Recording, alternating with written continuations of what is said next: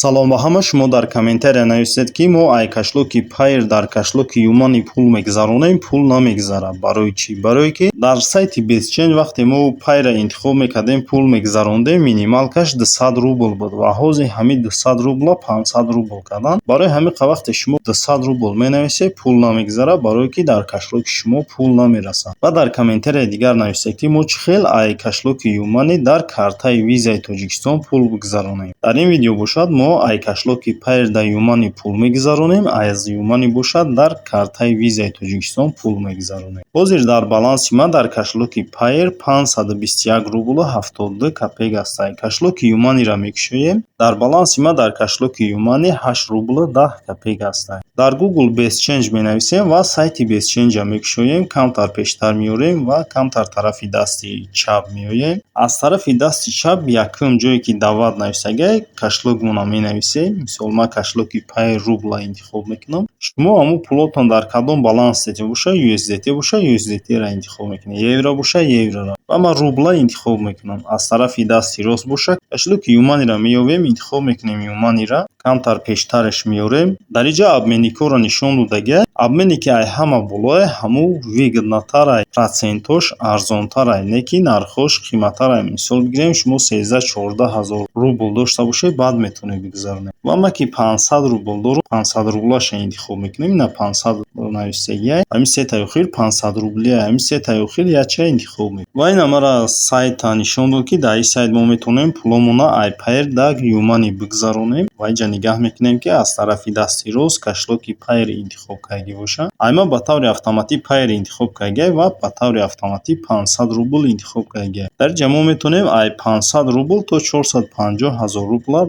ай кашлоки пайр дар юмани бигузаронем. агар шумо 300 ё ки 200 рубл гузаронда мешавем, ҷои 500 мисол 300 200 нависед ё ки 350 рубл нависед, пул дар баланси шумо намегузарад, барое ки минимал каш ай 500 рубл боло мешавад. ай 500 рубл чанд қай боло бигузаронӣ мешавад, кам гузарондӣ намешавад. ҷое ки введите адрес электронии почти нависаги, электронии почтамона менависем. поёнаш да боша номер кашлок нависаги, рақами кашлоки пайрмона копировать мекунем, дар инҷа ставид мекунем. кашлоки пайра мекушоем, аз тарафи дасти чап угли боло ҳамин рақами кашлоки мо, рақами кашлокмона копировать мекунем. копировать кардем рақами кашлокмона, меоем бо ҳамин сайти худмонда рақами кашлокмона ставид мекунем. поёнтар меоем ва дар инҷа юмани гирифтагӣ, ва инҷа шумо мебинед ки юмани бошад, дигар кашлок интихоб кардагӣ набошад. ай 500 рубл боша 100 рубл комиссия мегирад. чӣ хеле ки гуфтем, чанд қадаре ки боло боша ҳамон қадар выгодна. аммо ай ҳама поёнаше ки гирифтем процентиш бисёре, ай 500 рубл 100 рубл комиссия мегирад. ҷое ки номер кашилок нависаги,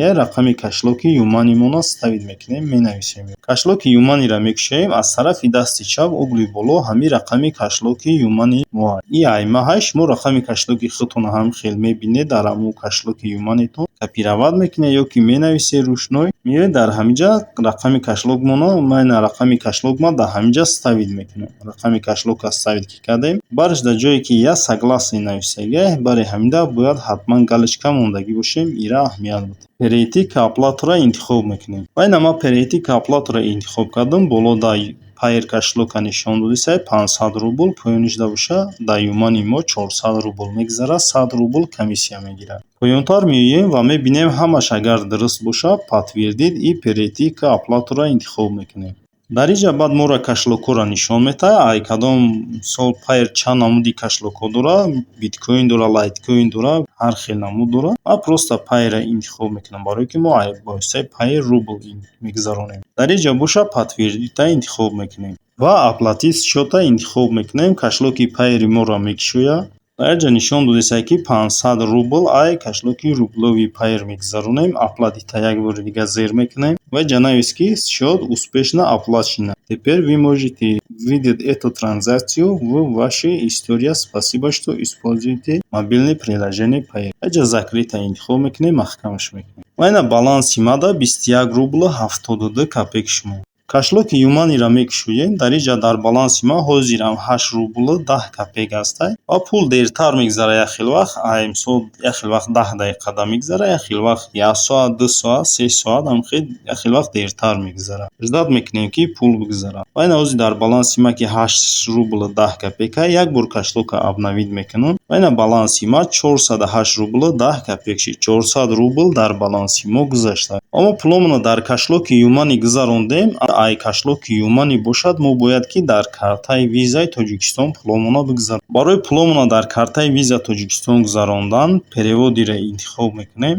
дар инҷа поён тарда заграницу нависаги заграницуро интихоб мекунем. дар инҷа нишон медиҳад ки дар кадом давлатҳо мо бо воситаи кашлоки юманӣ пуломона метавонем бигузаронем. ва инҷа номошон нависаги Озарбойҷон, Армения, Беларусия, Грузия, Израил, Қазокистон, Қирғизистон, Сербия, Тоҷикистон, Турсия, Узбекистон ва поёнаш бошад на иностранни карти тои визаи европейский. Мисол шумо Германия де, Франсия де, дар шаҳрҳои европейский бошед, на иностранни картро интихоб мекунем. ва мо ки дар Тоҷикистон пулмона гузарондагем ва Таҷикистона интихоб мекунем. Тоҷикистона ки интихоб кардем, инҷа ду намуди кортҳо ҳастанд. на корту корти миллӣ нависаги ва поёнаш бошад на корту виза или мастеркард. агар шумо бихоҳед дар корти миллиро интихоб мекунем. ва дар ин видео мо гуфта будем ки картаи визада мегузаронем. барои ҳамин на карту виза или мастеркарда интихоб мекунем. дар инҷа моро нишон медиҳад ки номер карти рақами картатонро бинависед ва поёнашда ному фамилияетон ки дар карта нависаги ҳамуро бинависед. баъд далшира интихоб кунед.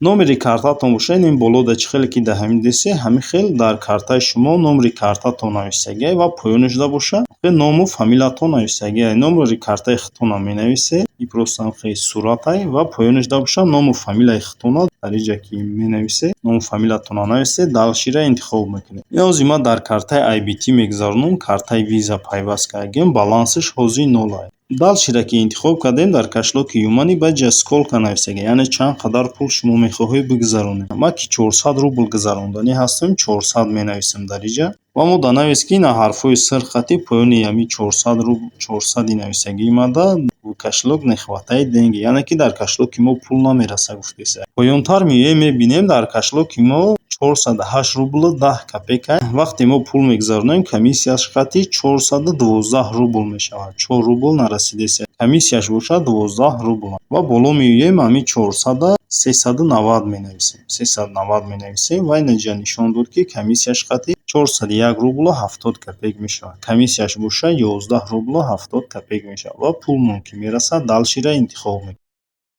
моро як бори дига бо нишон додисаги ки комиссияш қати 401 рубл 70 копейк мешавад. комиссияш бошад 11 рубл 70 копейк мешавад. мебинем рақамҳои картамон дуруст бошад. ҳамаш ки дуруст бошад перевестиро интихоб мекунем. перевестиро ки интихоб кардем, дар инҷа подтвердита зер мекунем ва дар инҷа навис ки отлично подтверждение сработало. пул яъне дар баланси мо гузашта. закрита интихоб мекунем. мо числаи 20 июл 2024 соати 19:01 Москвада гузаронем. дар худмон бошад соат 21:02 аст. главниро интихоб мекунем. дар юмане дар баланси ма 6 рубл 40 копейк монда. кашлоки IBT-ро мекушоем. дар баланси ма ҳозир 0. як бор кашлокмона обновид мекунем ва ина баланси мада 43 сомону 74 дирам гузашт. мо соати 21:02 пула гузарондем. 21:03 пул дар баланси мо гузашта. дар байни 1 дақиқа пул дар баланси мо гузашт. ва ҳамин видеои мо ба охир мерасад. то видеоҳои дигар.